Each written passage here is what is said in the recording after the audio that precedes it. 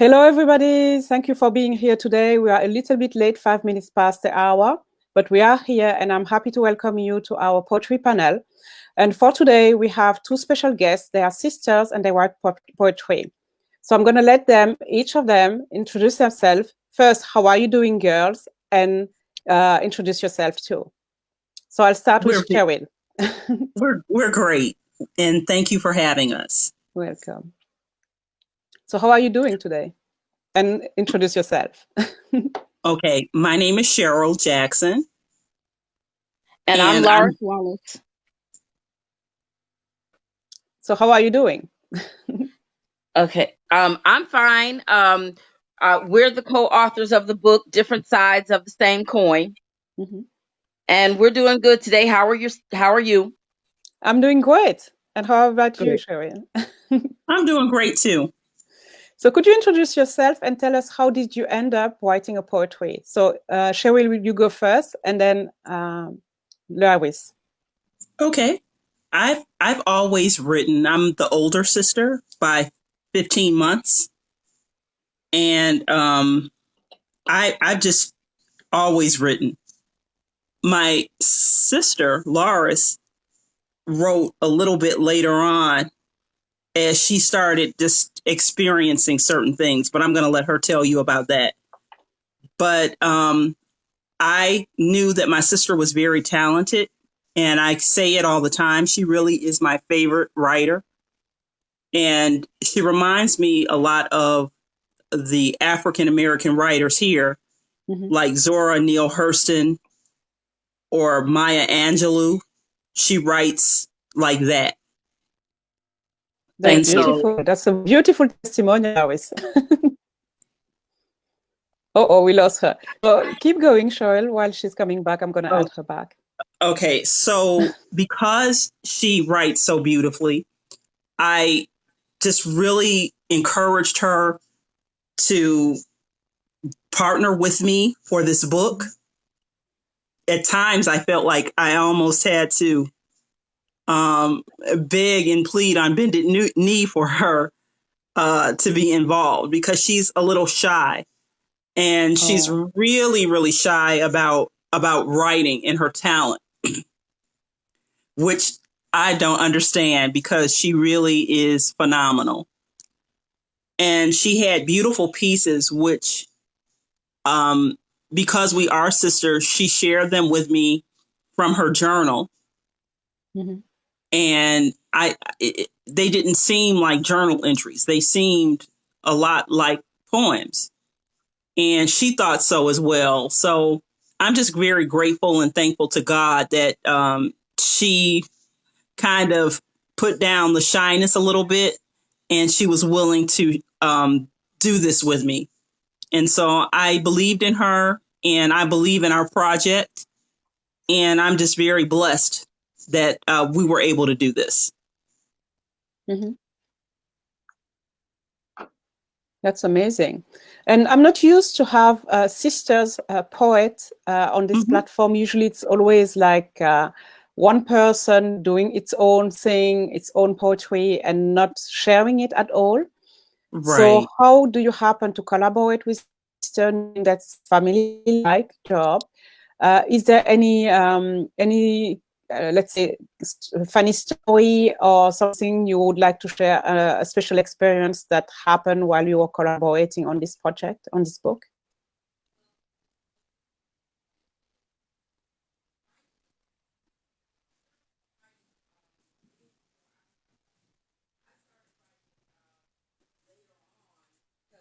Things were going kind of haywire. Things were going kind of haywire and I think I'm losing you a little bit. I'm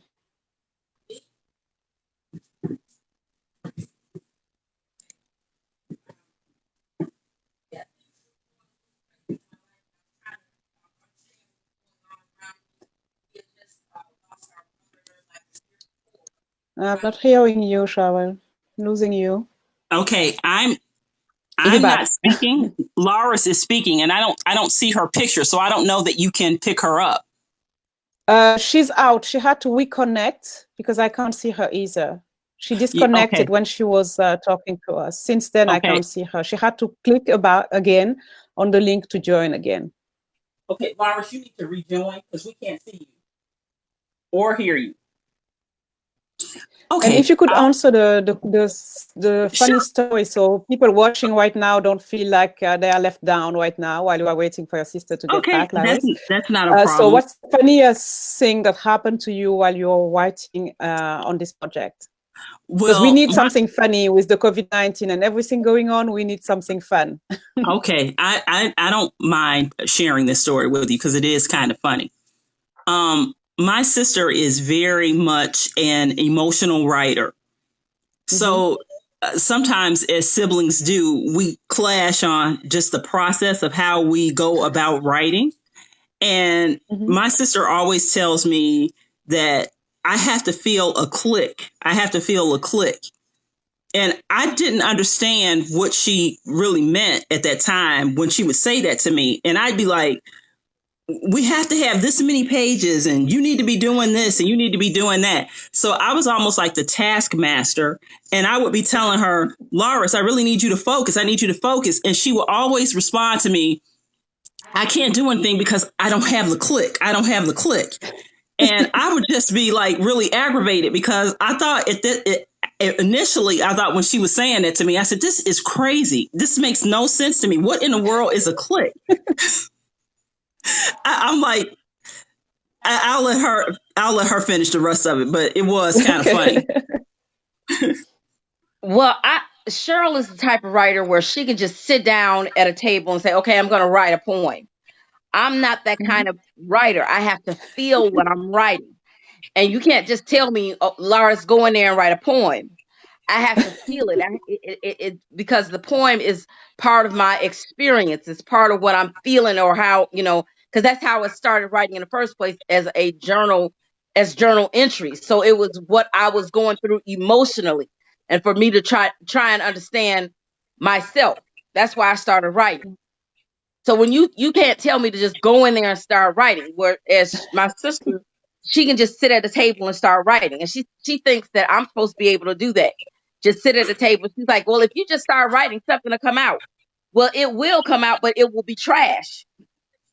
And when I say the click, it's like I have to be in that space, and I have to feel what I'm writing. If I'm not feeling it, I can't. It won't come out. I don't know if anybody understands what I'm saying. So you are completely two different authors. The way you are inspired, the way you write, it's completely different. Was there any clash? Yes. There was clashes because, like I said, she kept thinking that I wasn't writing. When she decided to write the book, her thing was she was just full steam ahead. And I didn't understand what the big rush was. She was like, we got to write. You have to write. You have to have so many poems done. And I'm thinking, okay, but I'm not feeling it. I'm not in that space right now. And then all of a sudden, like, it will come, and then sometimes I could write 2 poems a day, or whatever. But she was just on me. And then she kept saying that, oh, it's so hard to get you to do anything. She thought I wasn't participating. But I was participating. I just had to wait till I feel it. Because if I don't feel it, then the poems are not going to mean anything. Yeah, but Lois, I have a question, because I have many poets and authors in my community, and many of them would be like, they need to feel it to start writing. Some would say you have to write every day to get there, and some would be like you have to wait to be inspired to start. But some also could spend all their life waiting for the moment to start. Well, what, I'm always thinking in my head about what I want to write, what I want to say. And I just have to, once I have an idea of what I want to say, it'll come, it will come. But I can't sit down and I cannot say, like, if you told me right now, Laura, I need you to come up with a poem right now, I couldn't do it, because I have to be in a space my poems are from my experience, what I'm going through at the time. Mm-hmm.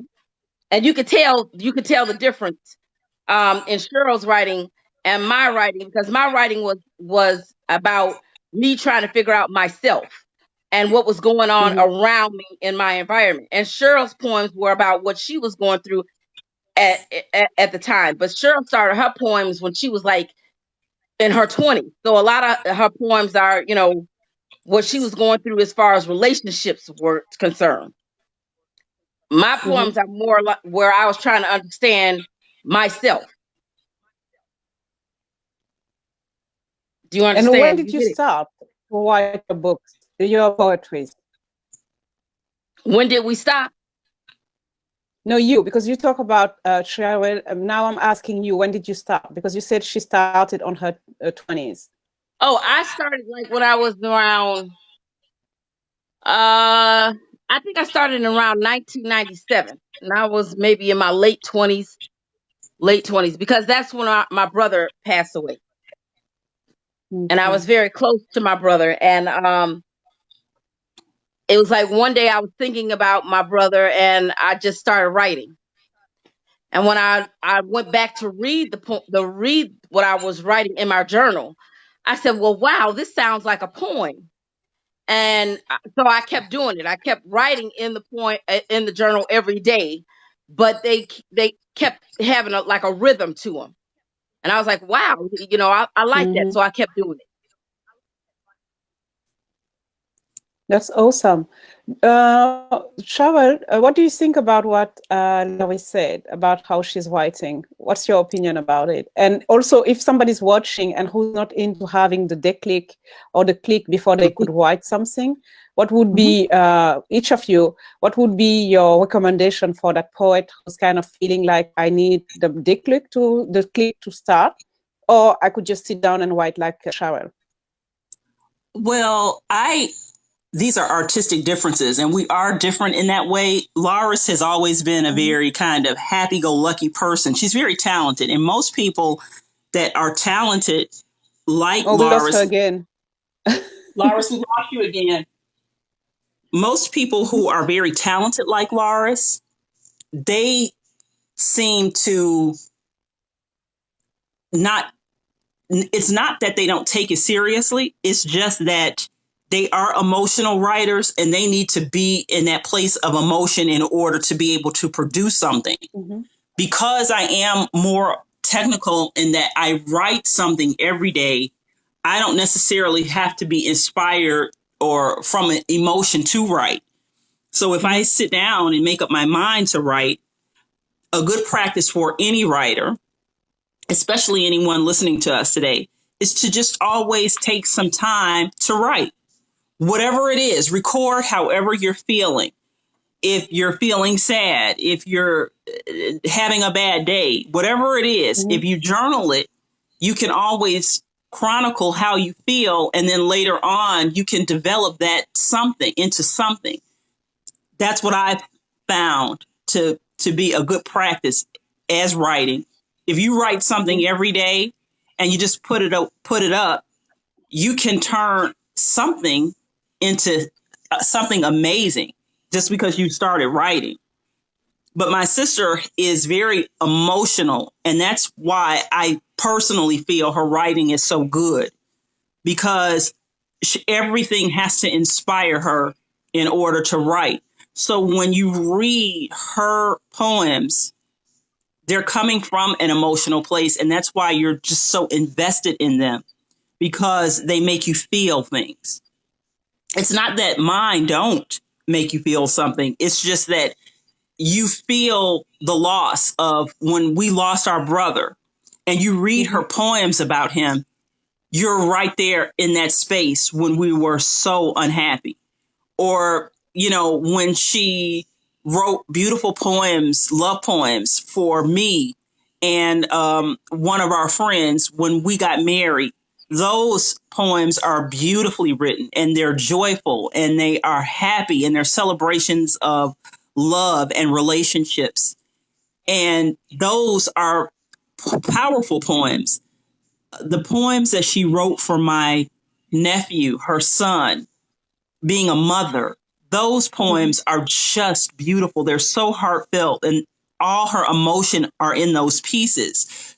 So I understand now at this space of just working with her and understanding, and just because I admire her writing so much, I understand that she has to be inspired in order to produce something wonderful.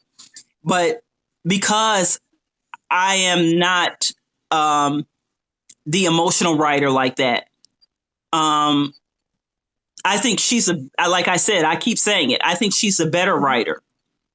It's Because nothing wrong with if a writer doesn't write every day. There's nothing wrong with that. Just you can't keep putting it off. You have to start somewhere, even if it's with one word. Put it on paper. Okay. You know, I'm not saying for people to just keep waiting and waiting and waiting, wait. No, you have to start somewhere. Sure. You know, if it's So, if whatever you're going through that day, or whatever, you know, whatever inspires you to write, like, you know, the situation that's going on here, you know, in the United States right now with George Floyd. If you are feeling any kind of emotion about that, you can create something really amazing from that experience. sure. And I It's have just a being question. inspired by Do you your think the fact environment. that you had two different techniques of uh,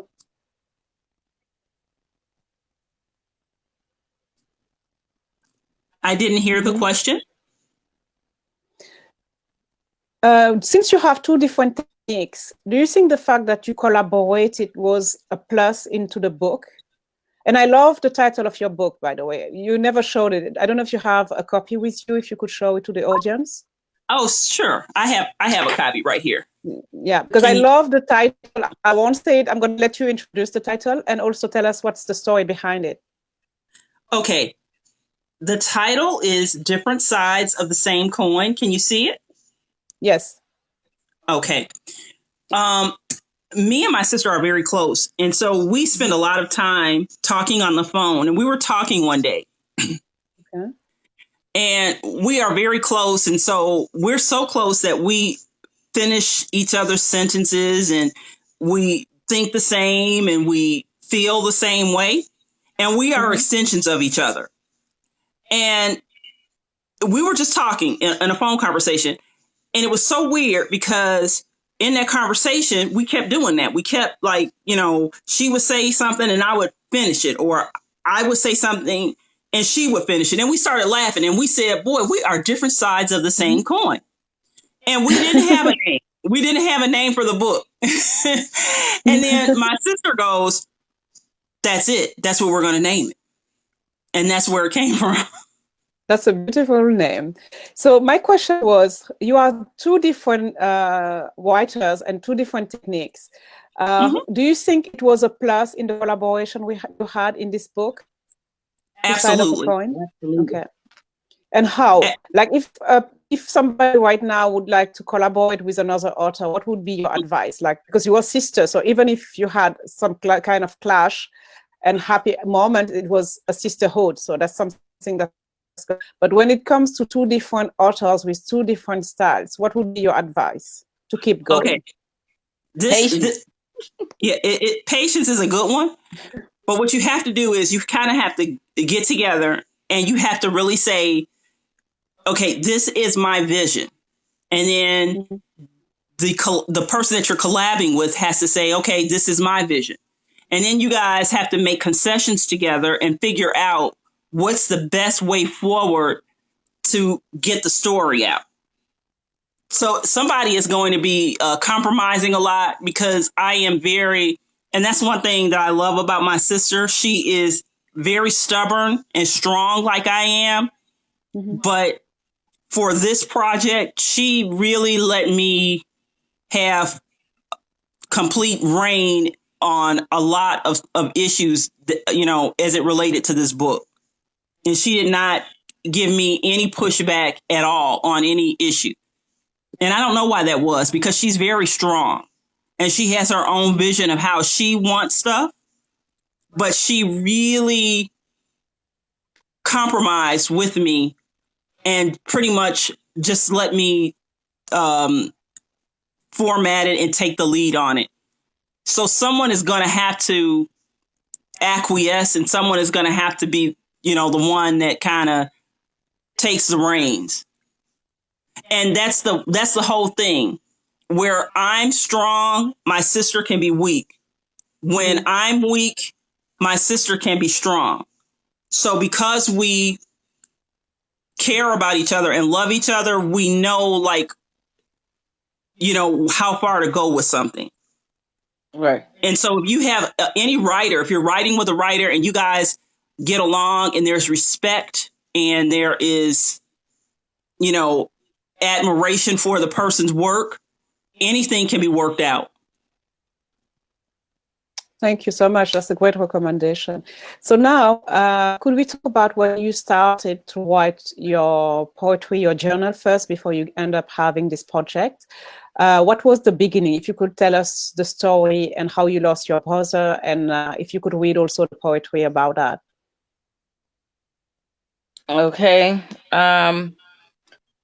Well, we were all really close, but I guess I was the closest because I'm the youngest in the family. It's four of us. Now it's three, but it was four of us, and I was the youngest. And when we were very young, my brother and I shared a room. So I don't know if that had anything to do with it, but as a result, he and I became really close, and we were always close until he died. And so I was experiencing a lot of things. Plus, my sister actually, and I'm also very close to my sister. It was like these were my two best friends, my sister Cheryl and my brother. And when he died, it sort of, we were no longer the Three Musketeers. And then, like a year later, my sister was getting married. And so I was feeling like I was just going to be by myself. So that's why I started writing, because I was trying to understand what direction my life was taking, and just all kinds of things. I was trying to figure out, what was going to be next. So that's why I started journal, making a journal. And Sharon? So Okay. I knew that they were very close. And I too, and was close to him. And so my sister said the Three Musketeers, and we really were the Three Musketeers. Our brother was our champion. There was about almost 9 years between our ages. So our big brother really was like our dad, because he taught us how to ride a bike. He spent so much time with us, and he was never burdened by having to hang out or babysit his younger sisters. He wanted to do it. He wanted to just introduce us to all kinds of things. And he took us, at that time, because we were little, trick or treating and things like that. He was very much, our champion. We would play with him for hours, and he was a teenager, but because he loved us so much, he didn't mind being King Arthur. And we were, the ladies in his knightly court. We played those types of games with each other. We were knights and queens and, all of that stuff. And I wrote a poem about that. It's called Remembering Camelot, and it will tell you a lot about just how much we love him. And so Go ahead. if you'd like me to, I could read that poem for you now. Yes, sure. I just want to welcome Lizelle. She just joined us now. Welcome, Lizelle. Welcome. So we're going to listen to this poetry. You never said the name of your brother. You never told us yet. Oh, it's in the title. His name is Antoine. Okay. That's his name. This one is called Remembering Camelot, and it's on page 27. And it's called Antoine's poem number 1. Do you remember Camelot? Arise, big brother. Let us rebuild our majestic, magical city. Let us revisit the innocence of childhood folly. I brought all the things we'll need for our journey. Look, I am Lady Guinevere standing by your side. Behold, thou art king of all earthly kings, mighty King Arthur. Do you remember Camelot? Arise, big brother. Take my hand. I can see the moat surrounding this castle. Can you see the beginnings of our city? Let us play as we did when we were once children. Let us make folly. Big brother, arise. Let us revisit Camelot. Okay. Very nice. And That's I really wrote deep. a poem. Mm-hmm. I wrote a poem for him, and it's on page 214, and it's called 323 Days. Mm-hmm. And it goes, what is the world without the sunlight? Excuse me. Can you read it, Laura? You want me to? Okay. I'm going to read the poem for her because she gets emotional. It's Okay. called 323 Days. What is the world without sunlight? Without the music? The music that filled my soul with complete abandonment. I was free to be me and not have to apologize. I could hear my own voice, trembling in laughter, trying to catch my breath. When my cup was... Yes. Shawel, please, could you join Lewis so it's going to be easier for her? Because we have Annette who joined us, so you could share the same screen and you're going to be able to support Lewis. Okay, I can do that.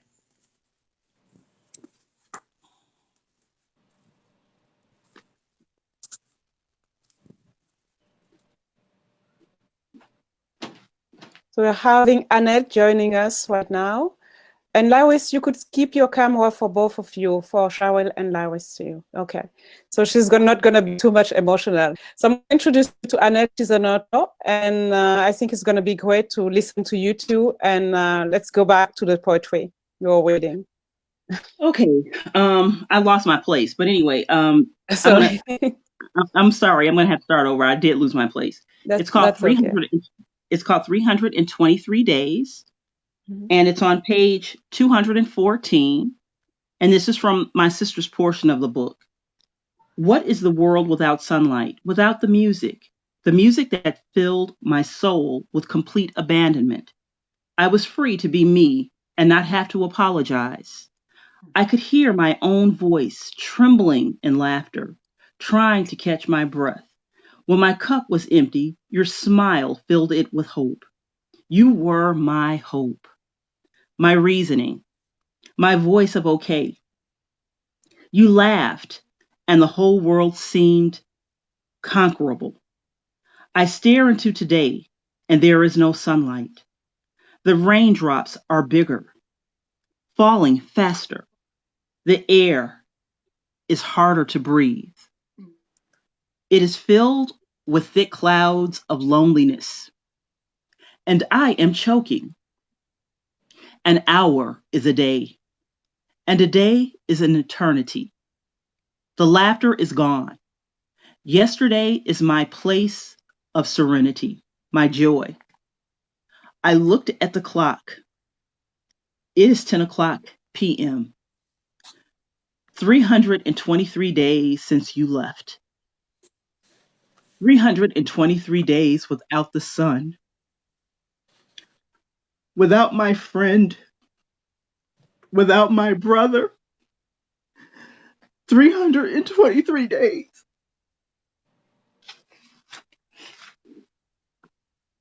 That's it. Oh, it's really deep. Thank you for reading it. I'm going to let Liesel and Annette tell us what you think about it. It's about Antoine. They lost their brother, and that's what you kind of missed before you join us. So what do you think about the poetry before we move on?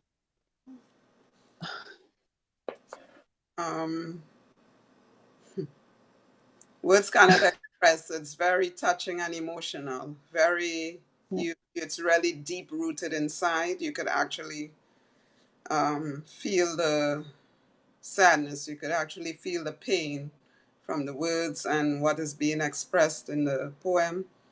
You could feel there's an amount of hurts and sadness. You're missing the person. You're missing the presence of that person. You know. So every day that goes by, it's like a loss. It's like wondering why, asking questions, you know, and trying to figure out and understand why this, why that, you know, why do I feel all this pain, you know, and why do I have to feel it, you know? So it's very good, very deep. I love it. Yeah, I Thank agree you. with that. Annette? Yeah, it's I just came onto the show, and Welcome. it hit me with it's deep, and it made me, you know, the way these things do. You feel you feel empathy, and I don't know about Anton. Maybe you could say a little bit about him in a minute, but you've obviously I talked about him, but I missed that piece, and I would love to know a little bit more. But it definitely made me feel something, and it made me think of my own family as well. You know, Yeah, it takes you back. things that have happened within my, Yeah. you know. So yeah, powerful poem, and thank you very much. Yeah. Thank you. Okay. Thank So you so Laris or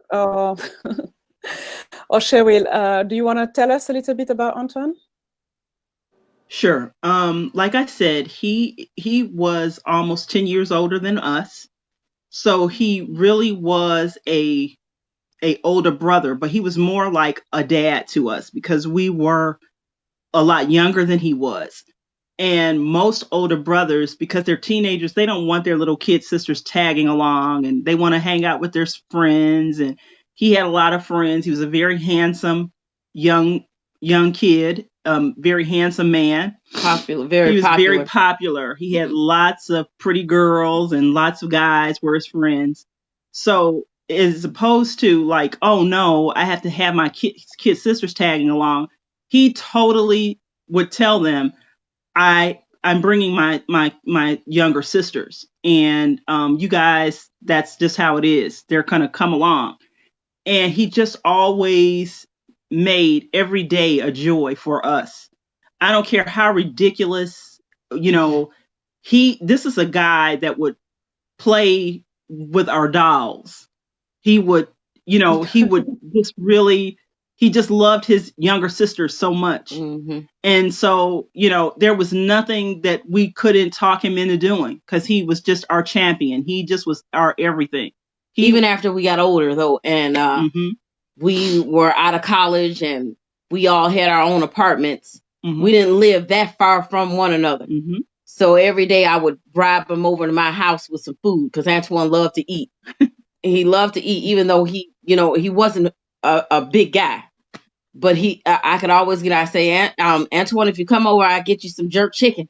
And he would come, and you miss those things, those little things like that, because now I don't have anybody to bribe over, but he would always get me over his house the same way, I buy you some rib tips if you come over. I said, he know he didn't have to bribe me because I was gonna come. I was just waiting for the invitation. So yeah, we were really close. And you told me, ladies, Laris and Cheryl, that when you lost your brother, a few months later, you lost your mom. Well, it was like 5 years later. There was 5 years between. We lost them both. Okay. Yeah, that was another blow. And you have another poetry based on that loss too. Yes, we do.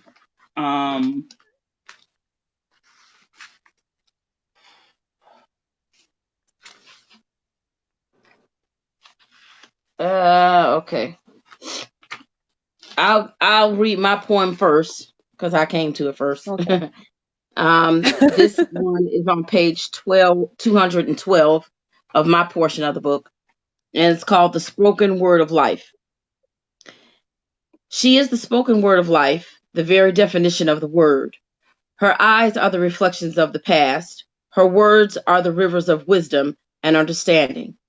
Her image is proof of God's power on earth. Though her movement is slow from the passing of time, the strength of many lives she holds in her breasts. I am made small in the shadow of her essence. Yet, because of her, I can reach unreachable heights. The moon cannot contain her love, nor the sun her warmth. Heavy is her touch, yet tenderness radiates from it. Her smile is the dawn of a new day. She is my beginning, my aspiration, my prayer. For she is my mother, and through her I am made new again. Wow. Amen. That's Good. beautiful. Yeah. This is the second poem for our mother. It's from my portion of the book. It's on page 25. It's called The Essence of Beauty. A rain shower of love, humility, and virtue. Stop doing that. Embrace your every step. Mustard seeds of faith, meekness, and patience were planted by your gentle hands. You are the essence of all that is beautiful, joyful, peaceful, and kind. In all goodness and temperance, you prepared me well for life's most amazing journey, living. You are my mother, and with the waking of each new day, I am made anew with the strength and power of your love. Beautiful. It's beautiful, really powerful and full of love. Yeah. Ladies, you want to say something? Lizelle, Annette? Very nice. I love them both. It really captured the essence of who your mom really Oh, thank you. was. Yeah. It really captured that essence Thank of you so much. Yeah. And Thank you. yeah, to me, it's almost like a prayer as well. It's almost like a prayer to me. It just touches me like a prayer because I also lost my mother, Yeah. and it's some years now. It's 5 years, but it never, Mm-hmm. it's always it's your mother, and that Right. Exactly. is, yeah, I can feel it. Thank Yeah. you. Both beautiful. Yeah. Oh, Lawis and Cheryl, I have to introduce to you. Lizelle had a book, a poetry book, so she's a poet. I don't know, Lizelle, if you have your book, you could show us. And Annette also had a poetry book. I don't know if she has it with her. Okay. So Still Overcoming is the one from Lizelle. And she's going to read also a few poetry, so you're going to have to acquaint a little bit and learn from her. And then you have the one from Annette. And Annette, we can't see the book. It was so fast. Yeah. Yeah, a poetry to Spectrum. Yes. Oh, Spectrum. Okay. Mm-hmm. Yeah. It's little tiny, so not really easy to read on the book. I can see saw the So top, but maybe everybody else could see it, but I could only see the top. okay. So we're going to finish the first part, which is Lawis and Cheryl, the interview, and then we could have a conversation and also listen to poetry from Lizelle and then a poetry from Annette. And we could kind of have a more conversation for the last part. And Lawis and Cheryl, you told me you had a third loss in your family after losing your brother and your mom. Yeah, our father Recently passed away in March the 7th of this year. Sorry. Do you have a poetry you would like to share about that event? Or is it? It's not if it's really too heavy, we could talk about. I'm sorry. We don't have a poem per se about losing him. We have poems about him. Mm-hmm. Yes, that's the point. If you okay. And also, if you want to tell us a little bit about him before reading the poetry. Okay. Sure. Our father. If it's not too heavy yet. Yeah, no, it's not. Our father was like most dads. He was a disciplinarian, and he was a very rigid, hard man. He was austere in demeanor, and he was complicated. And so because my father was a man that was a Black man raised by a single mom. He lost his father before he was even born. Mm. And my grandfather, which was his father, died in a swimming accident. He drowned. So my father was raised in what we call the segregated Jim Crow South. Mm. And that made him even more of a kind of just complicated person, because he wasn't very confident in who he was, because he really didn't have, like, we had our brother that instilled confidence in us and encouraged us and helped us to dream, and really was just a nurturer. He didn't have a male that was that for him. Right. And so he had to be all of those things to and for himself. And that made him a lot selfish, and it made him a little hard to be able to tolerate, quite honestly, because he did everything for himself. And he behaved a lot like someone that probably should not have had a family, but he had one. And so that's not to make him the bad guy, or that's not to demonize him. It's just the way it is. So we weren't really close to him because he wouldn't let us be close to him. Right. So we've kind of had to have a third person observance kind of relationship with him. We write about him from a distance, from afar. Right. Because we weren't close to him, and he would not allow us to be close to him. He wasn't close to anyone. And so that's kind of how that goes.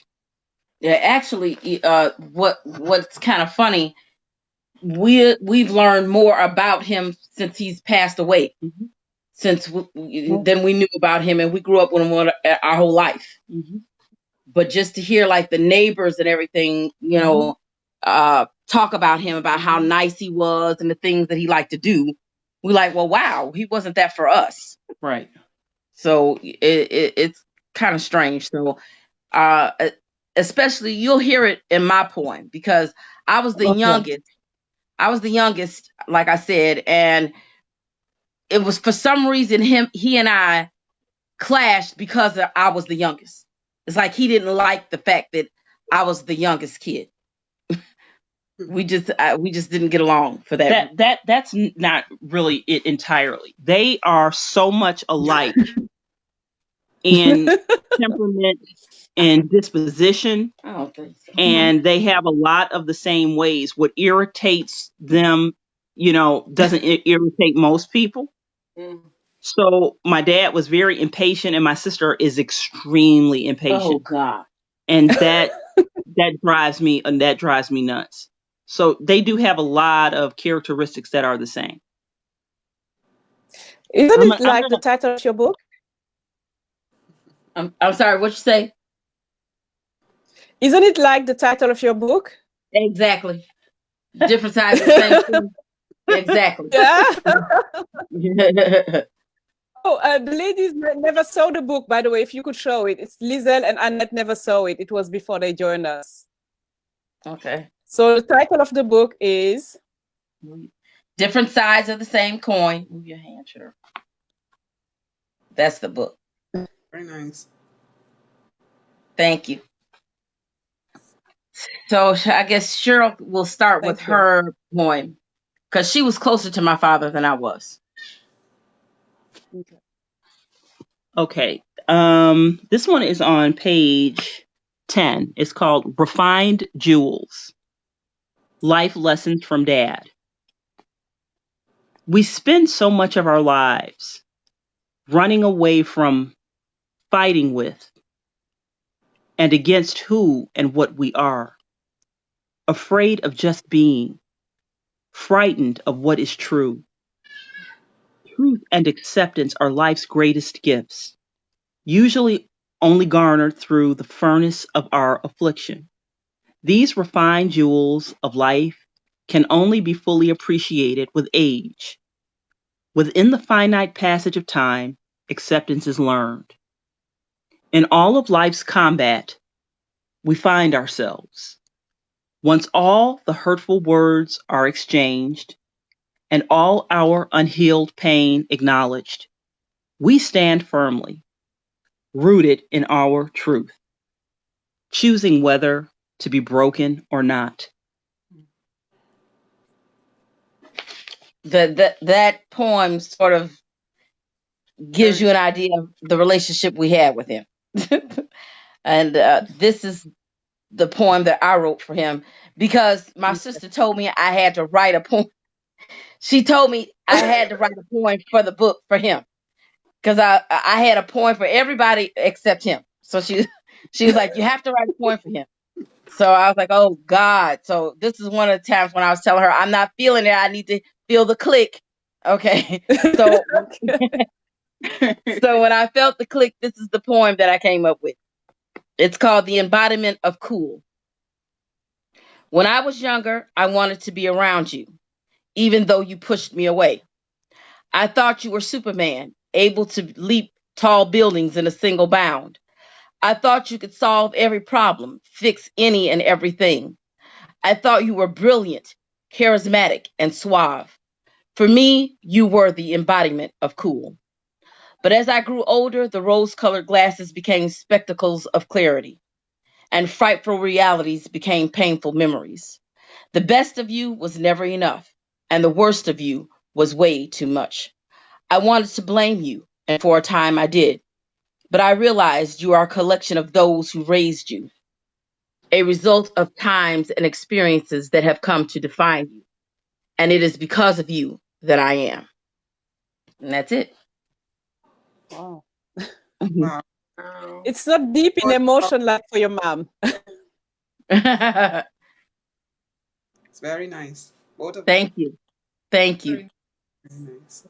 Yeah, very nice, very beautiful. And I love the way that you both work together. And it's like you're saying the same thing, but in different ways. And the way it complements, you must, the way your work complements each other, the one another. I Oh, think that's thank you. Thank you so much. incredibly strong. Yeah. That's now you say that because we had the first, one of the first questions was about the different techniques because they are completely different.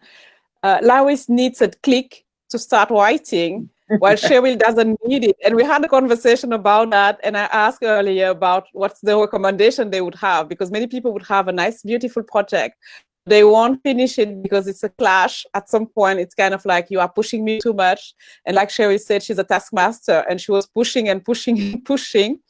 But at the end, we have this beautiful work and it was great.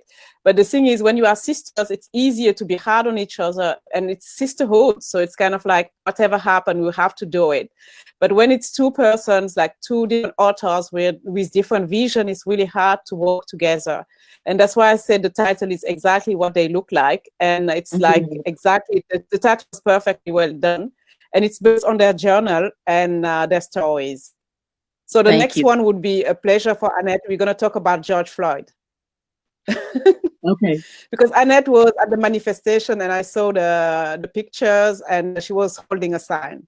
So Annette, I let you introduce that part and talk about your story and we're going to have this conversation. Okay. Yes, I live in northwestern Ontario, so I live in Canada. As Ndeye lives in Canada also. And so does Lisa L. So we all do, actually. Anyway, yeah, we went. There was a local Black Lives Matter event here, and it was you could walk from where I live. You could walk to the park where it was going to be held, and we've all been isolating, and we've all been keeping our social distance, and it did run through my mind, but not for very long. Oh my goodness, we're going to do that. But I knew immediately that I wanted to be there. And especially as it's so close. So we put on our masks and we went to the march and the demonstration. And there was a small walk around the park. And it was well attended and the young people were in the driving seat. And the older people, if you like, were supporting them. But it was very good, very positive, no trouble, very peaceful. And the signs were amazing. If I had mine, I'll just quickly show it. But it was good. I previous to that I had written a poem about George. Would you like me to read this? You'd like me to read? Yes. I'm gonna. Something told me I should bring the bowl today, and it's not something I usually use, but I'm going to use it, and particularly because of the poem about Antoine and those poems there. They're very, very powerful, and I just feel that this sound will be very useful to hear.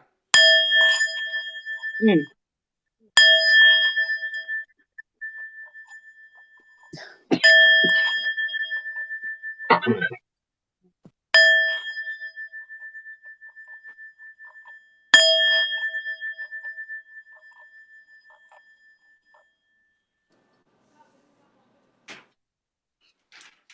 just going to go.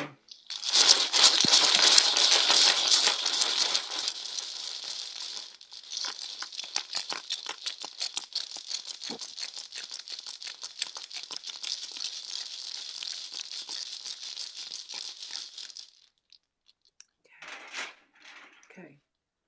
The poem's called Minneapolis. That great city. I have visited its streets. I have visited its theatres. I have visited its great shopping malls. Forever chained, forever stained with the blood of a black man, a man named George Floyd. Killed when an unforgiving knee pressed hard into his neck. The minutes tick by, and there is no relief for George.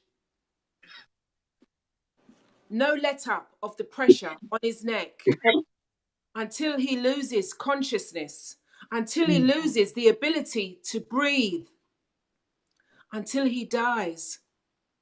This is Minneapolis on Monday, the 25th of May, 2020. Memorial Day in the USA.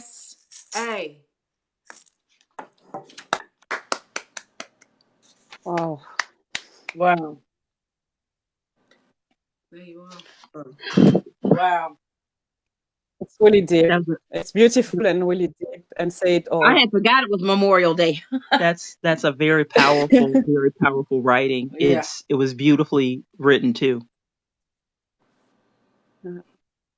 So next, I'm going to ask Lewis and Cheryl to take over about George Floyd. What's your thinking and what you want to share with our audience? If you have a poetry or something you would like to share. Well,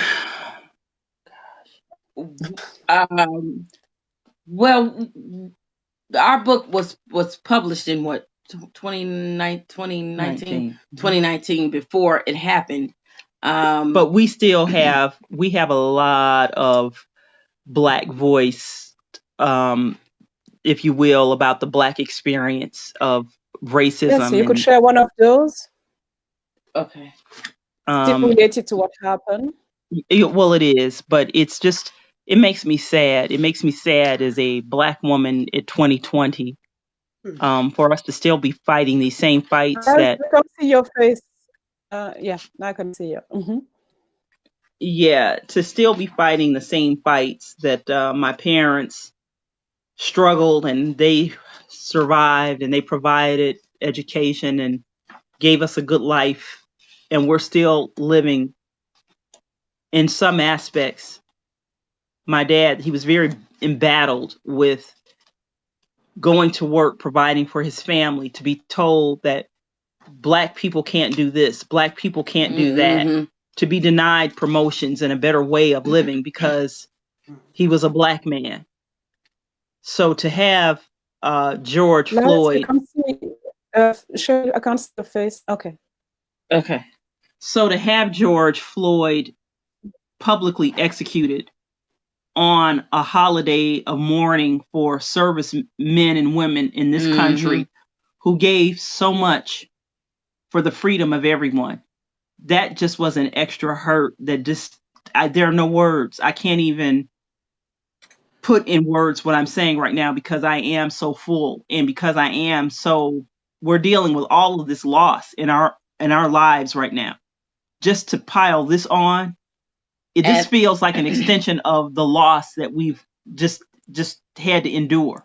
And to keep in mind that here in the United States, it wasn't just George that week. Right. Like 2 days before that, it was Breonna Taylor, where she was asleep in her own apartment at home, sleeping, when the police decided to raid bullets through her door and kill her while she was sleeping, looking for someone who was already in custody.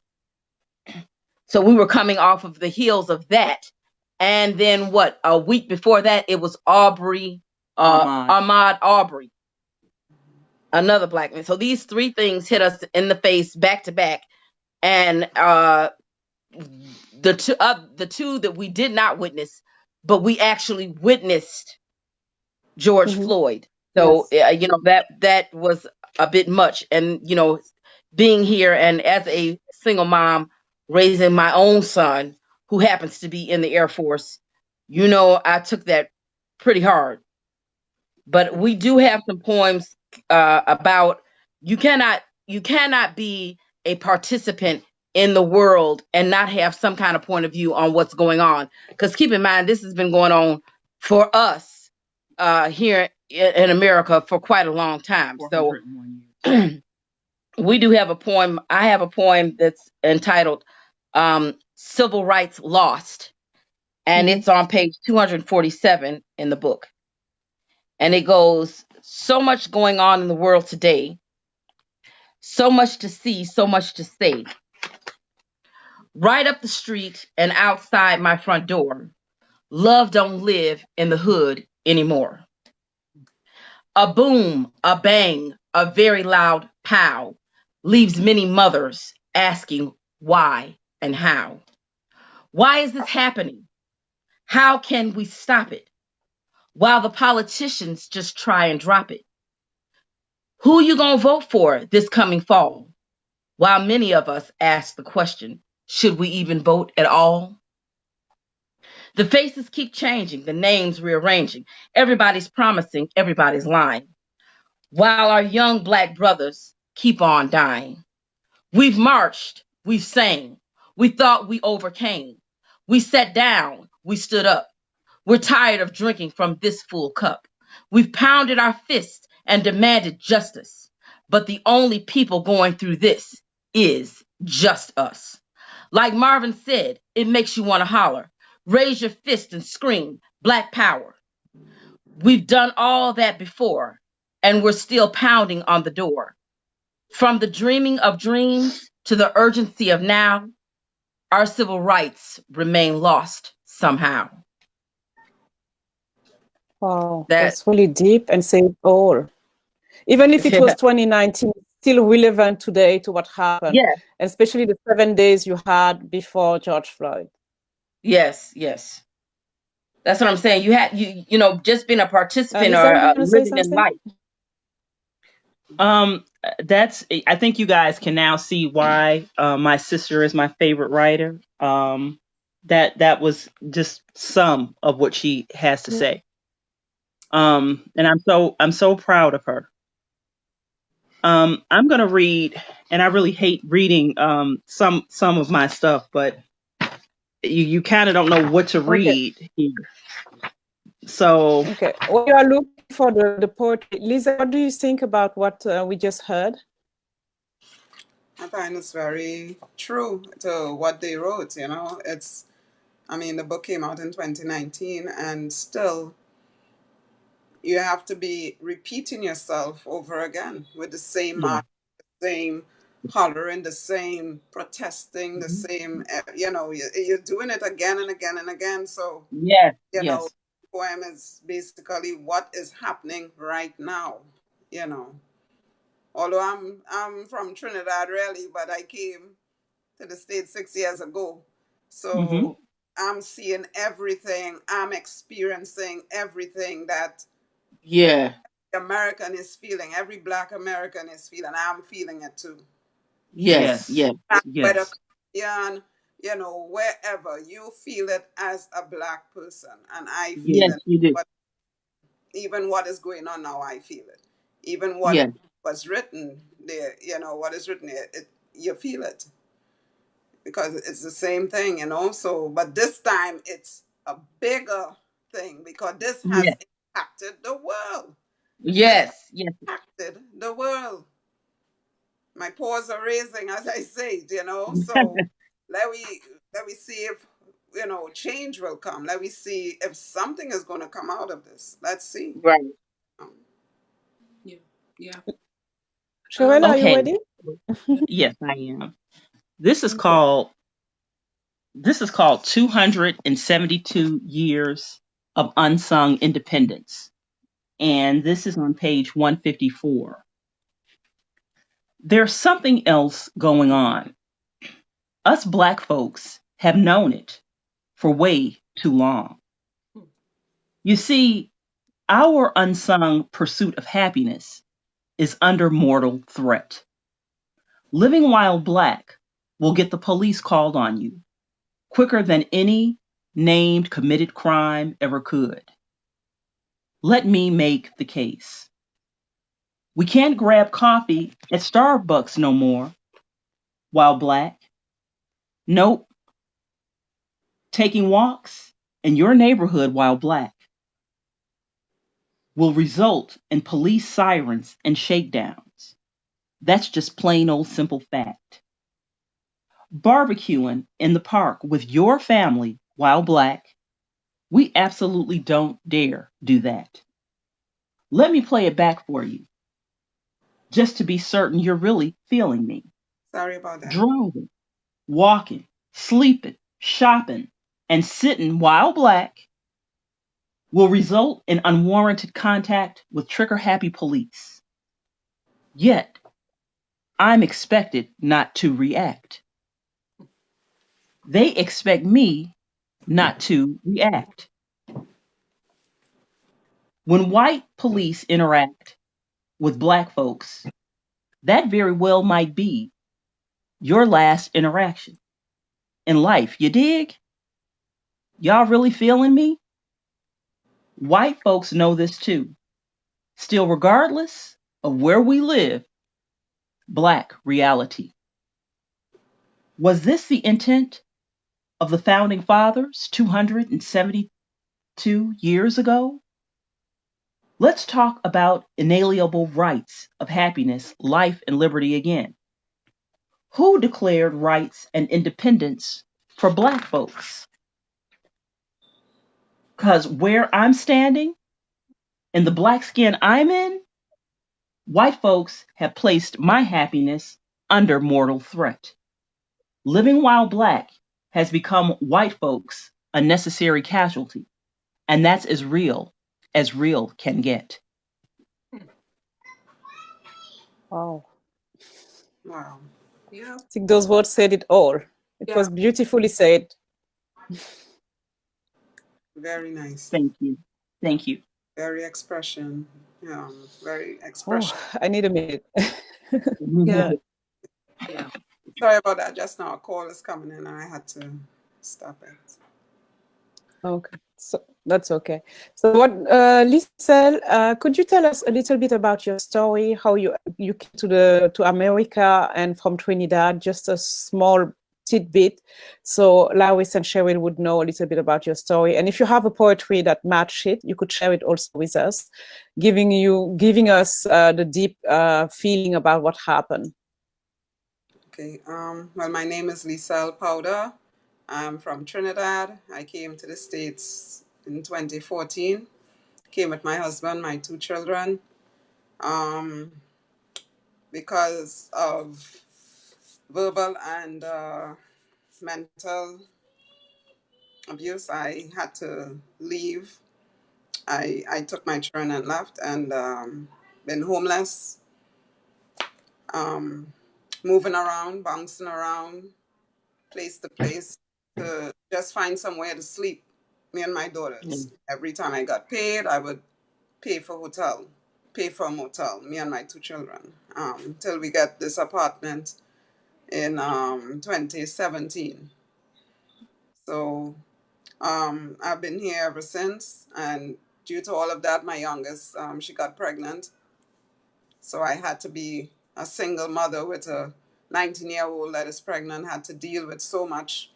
Now getting the place, and with all of that, I decided to, before I go any further, I submitted three poems for an anthology, and it I am in an anthology book. So it's over Congratulations. 100 poets, and I came in. Oh, Congratulations. congratulations. you Well know, done. Well I done. announced it on Facebook. I was like, wow, I didn't even think they would have put it up on Facebook, so they put it up on Facebook, and I'm really glad. And I said, this is, like I told one of my friends, I said, during the hurts and the pains that I was feeling, writing was the release to save me, Yeah. to release and to make me feel Mhm. better. And it has, expressing Good. myself.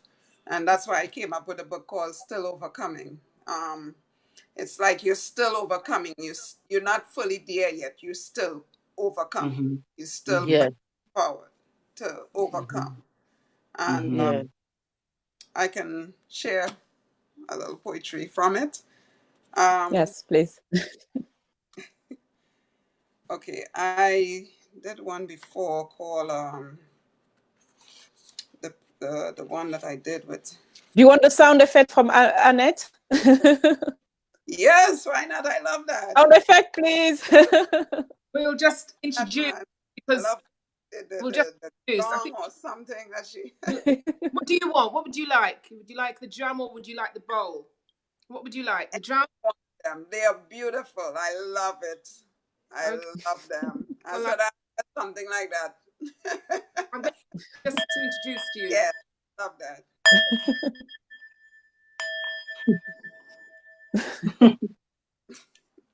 All right. So I'm going to read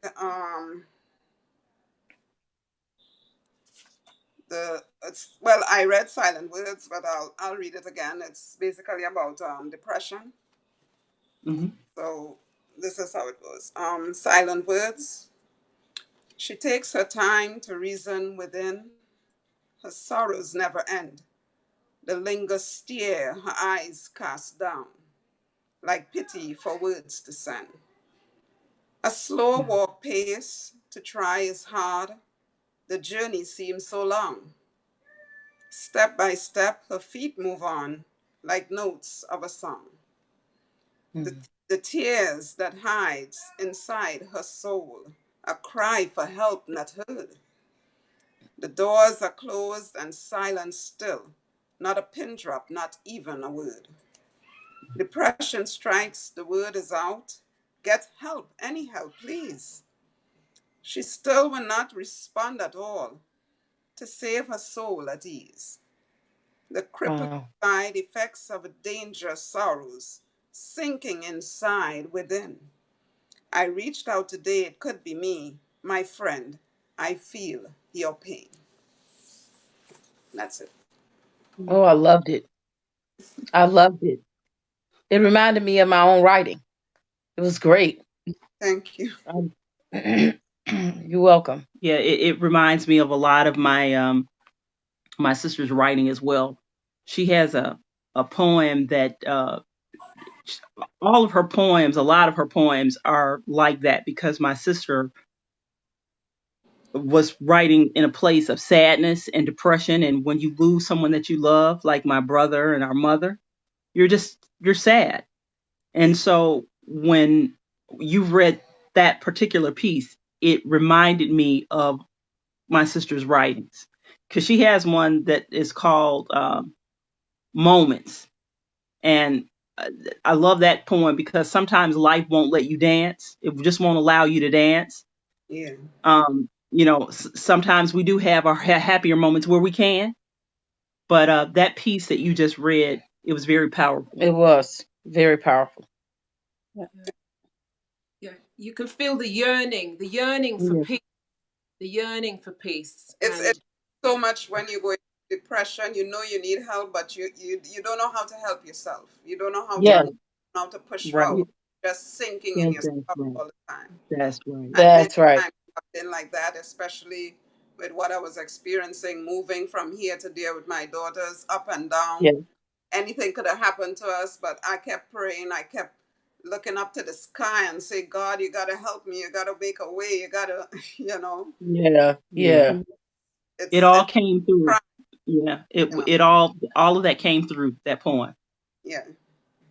It was beautiful. Yeah, it's huge because I left England to come to Canada, and the upheaval. You've got everything looks the same, the language is the same, the shops are a little bit different, but we all understand we're in a new country, but there is that it's a culture shock. You're going through a hell of a lot.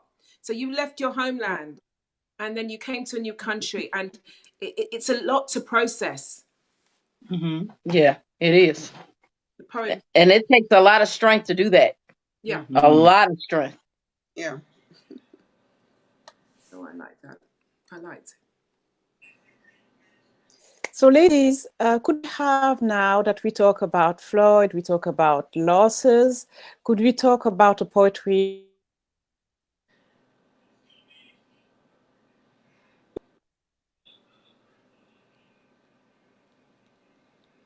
We lost some of what you said. No, I said we mentioned about, you talk about the losses, we talk about depression, we talk about many not really happy things. Do you have a poetry, Laris or Cheryl, that's more like full of joy? Oh, a lot of them. Okay. She has beautiful pieces about her son. To me, those are they remind me of my mom, because watching her be a mother and seeing that soften her and take some of the edge off of her was beautiful. Just to witness that is her sister. But in my humble opinion, the poems that she wrote about my nephew, those are the most joyful and the most beautiful. As just being a mom and being a mother, you relate to that from those pieces. So who's gonna read it, Laris or Cheryl? Let me find it. Let me find one. I kind of wanted to. Lissel, do you have something? Because Lissel is the kind, she doesn't need the declic. She's always good to go for something like from last minute. I hope you get something ready by the end, because you're going to give us, from this feeling, a poetry poem. Okay. So Laris, whenever you're ready. I'm ready. I'm ready. Okay. If you, okay. Right. Yes. You want me ahead. to go? Yes. Okay. Go, This is a poem I wrote for my son last year. It's called "Always Look Toward Zion." It's on page 241, and it says, "Jonah, you are 17 years old now, and I have had the privilege of spending all that time with you, talking with you, teaching and guiding you, and yes, learning from you. I used to wonder what my life's purpose was, but you came and all became clear. That's what you have given me, clarity in a world of uncertainty and confusion. I looked at you becoming a man, and I look back on the winter day and that first cry of hello. I am filled with all that you have given me: pride, joy, love, and hope. As you are preparing to take your place in the world, and no matter where you go or how far you go, I hope you always know I am your anchor. No matter how the wind blows, I am here to hold you down, to steady you in place when the waves of life pull you here and there. Keep your eyes on the horizon, son, and always look towards Zion." That's beautiful. Very encouraging. Very uplifting. Yeah. Very You're good. right, Cheryl. It's really beautiful. Go ahead, Lissel. Well, this poem that I wrote about my culture back home. That's Oh. interesting. So this is more like what the country is about. So Sound effect or not? she could, she could shake the.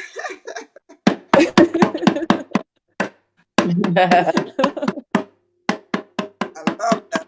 Love that. All right. Good. Thank you so much. All right. This poem is entitled "My Culture." Rhythm, rhythm is what we about. Whining and dancing, food in we mouth. Red, white, and black colors all blend. It's nothing new. This is just a trend. It's space, a race, nothing to misplace.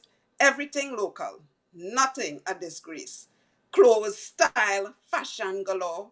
Excitement, music, so much in store. Steel band, carnival, chutney brass. Costumes, glitters. Boy, this is my party all over, having a good time. Me and the crew, we going online. Bottle and spoon, tin pan and ting. Pan stick beating. Listen, here it rings. Come on to my sweet land. Take a trip, sail a ship.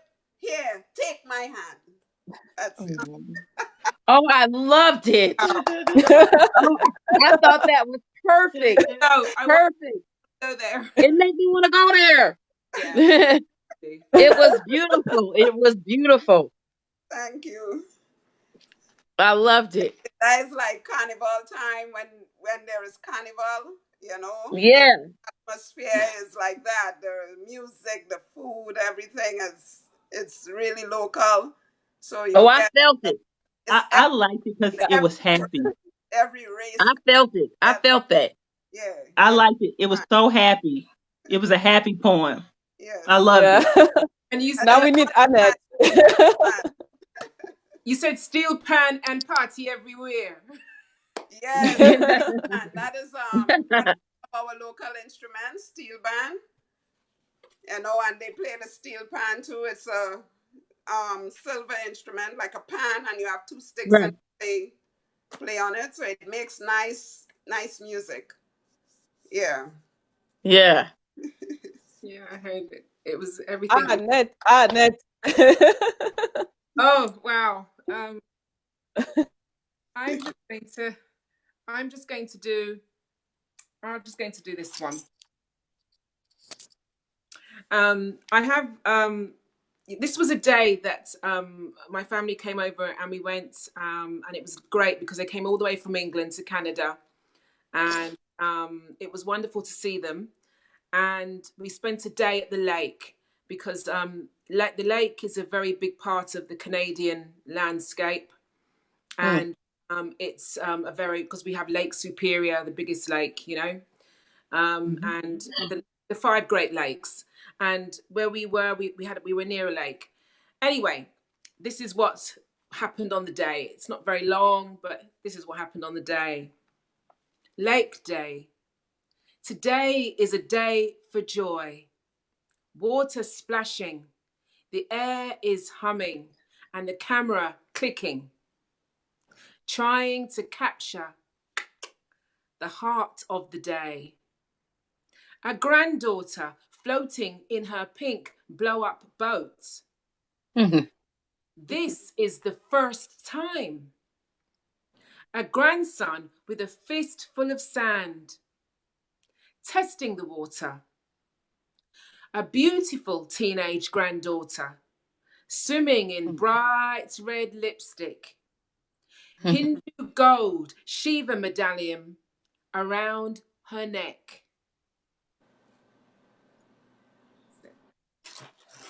That's a beautiful one. Very, Yeah, you could tell that was a good day. you had me You and big just now. I just had to picture my son by a lake. Oh. yeah, me too. Me too. It's a beautiful one. Thank you, Annette. Nice So memory. now, since we have our special guest, it's the first time Cheryl and Lawrence. The final question I always ask about the holiday season. So we had so many things going on. We had George Floyd, we had COVID-19, we had the self-isolation. So how do you see it end of the year? And I already asked Annette and Lizelle, but you could join the conversation.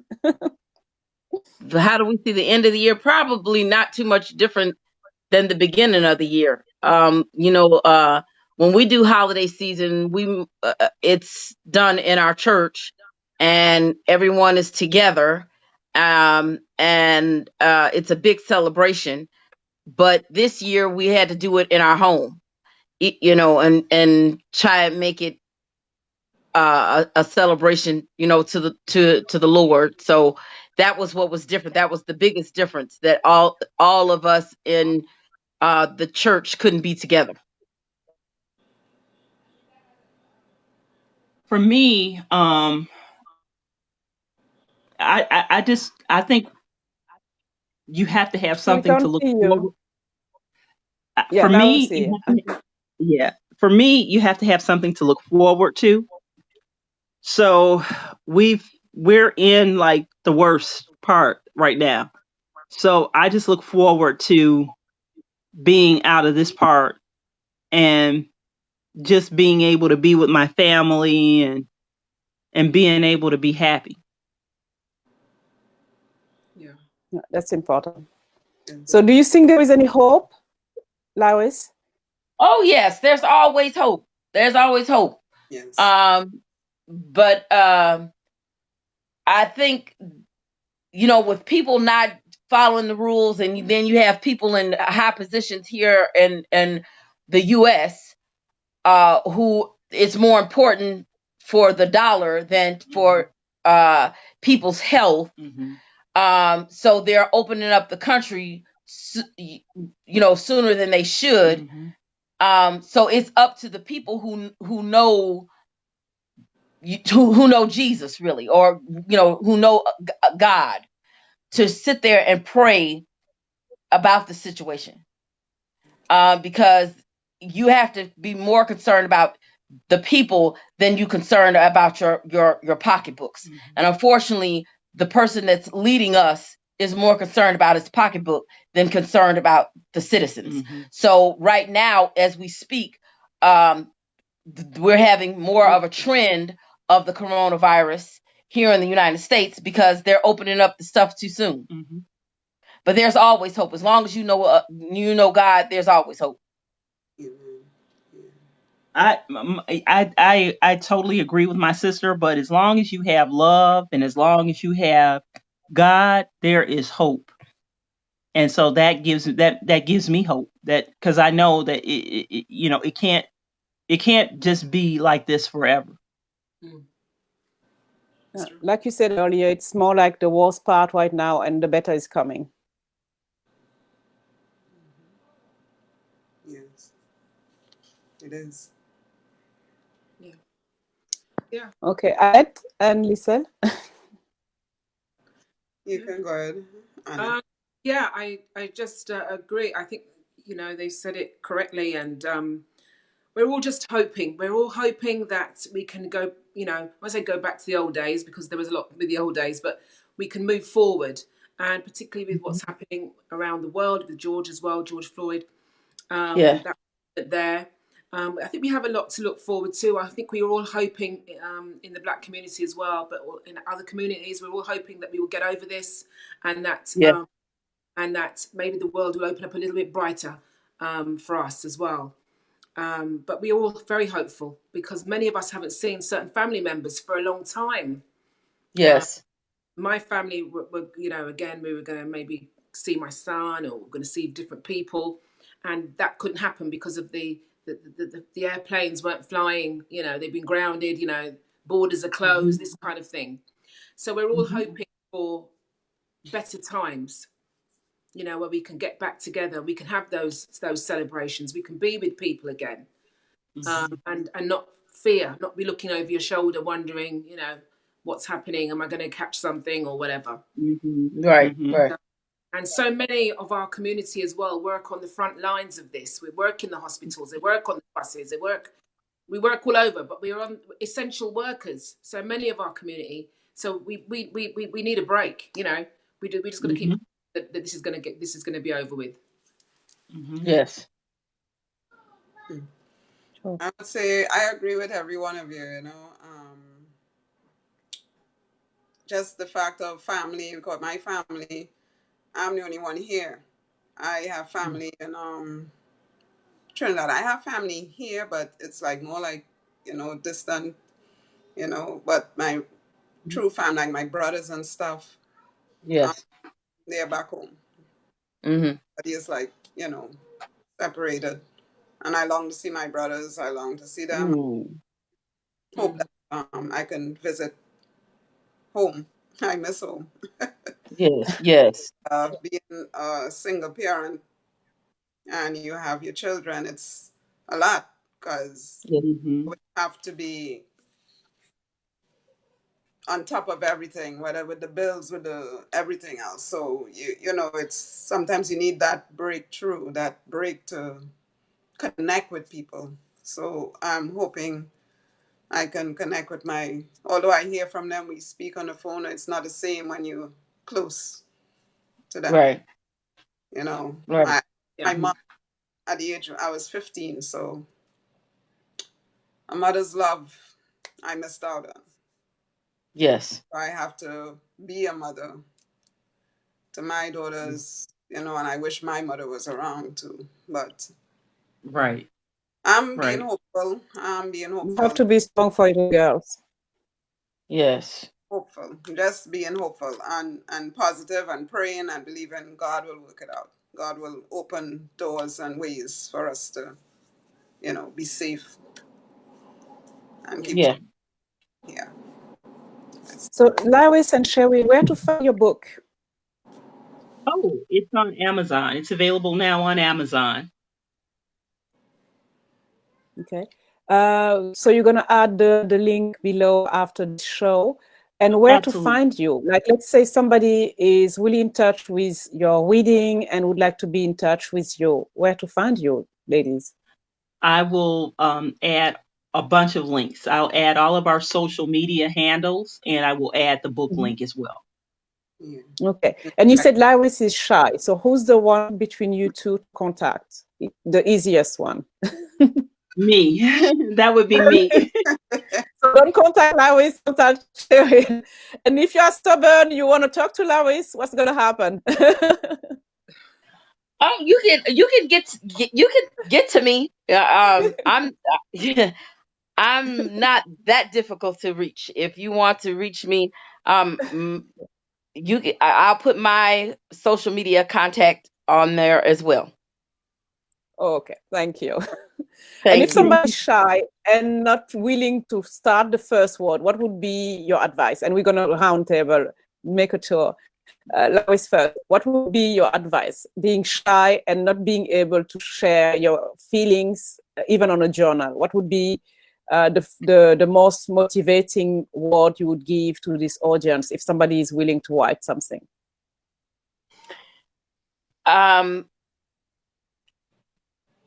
If you're shy about I was shy about other people reading it, not writing it. But the best thing to do is to just write it, even if it's one word. If you got another thing, is to write it in the third person. You know, write it in the third person, or write it. Even if it's about yourself, you can give it another name. You know how like Beyonce says she's shy, and when she's on stage, she becomes what is it, Sasha Fierce? That's her stage name, her other persona. Seriously, sometimes you have to take on a different persona. You have to, come outside of yourself and write it in the third person, and that'll make you feel better about it. So that would be my advice. That would be my advice. Yeah. Thank you. And Cheryl, because you have different techniques, so what would be your advice to somebody who had the same kind of technique you have? I'm just pretty much just go for it. Just put it out there. Put yourself out there, put your work out there, just dive in. And because you can't accomplish anything in fear, and you can't accomplish anything kind of afraid to just get your work out there. So Yeah, sit down and start writing and just get it out there. Just however you have to find your voice to do it, do it. That's exactly. my advice. Okay. So your final word is just do it. Just Yeah, do it like the Nike commercial. yeah. Okay. So next we're going to have Annette. Annette, suppose Cheryl or Lawis would like to be in touch with you, where to find you? Yeah, I will definitely put my emails on there. I'm on social media. I'm on Facebook, and I will put it down there. And I will be looking at their links to definitely connect, because I'd like to get a hold of the book actually. I will definitely be I will definitely be connecting. Yeah. So yeah, we'll Yeah. be. Thank you. Don't worry. Thank you so Okay. much. Yeah. Thank you so much. Definitely. And also, regarding shyness, it was something that everybody touched on. Lucille touched on it, and two sisters, Cheryl and Lois, is how cathartic and healing writing is. And I think for a lot of us, there's Yes. a lot of loss and travel and all sorts of things within all of us, what we've done. And I think certainly I can't speak for, but you've touched on it. It helps to heal. It helps to heal your heart, and it's cathartic. Yes. So that's why I do it. Really, that's one of the main things for me. I just feel better after I've done it. I agree. I agree. So your advice to a new poet would be, Annette, to just do it, Just do it. to heal your. You know, and particularly if you've gone through events, it can be very, very healing. I'm not saying everybody will have gone through, but it can be very healing and cathartic. So yeah, that's what it would do. Just do it. Michelle? I would say that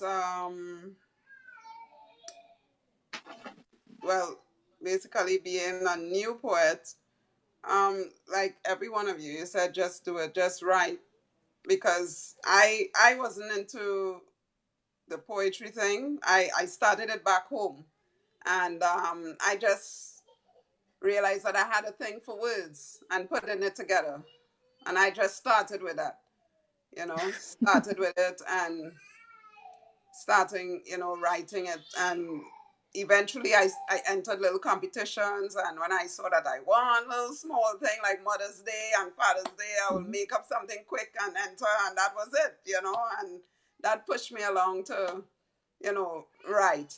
So I would say just do it. Just get the pen and paper, use your mind, use your thoughts, and just put it down. As for my book, and I'll put everything at the bottom too of the comment, social media, where to get my book. It's on Amazon also, Facebook, Twitter, Instagram. I'll put it in the comments where you can contact me. That'll be nice. Perfect. Connect together. We all poets. We could do something. Do a little Zoom and put it out there. So listen, we want music to finish this, to wrap it up. Annette, sound effect, please. And listen, you are the one who's able to do this challenge. Just make something up for today. Go ahead, Trinidad.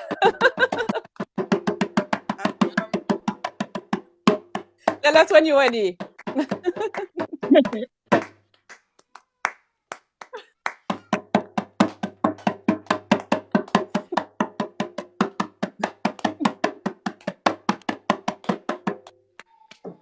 And now I'm going to.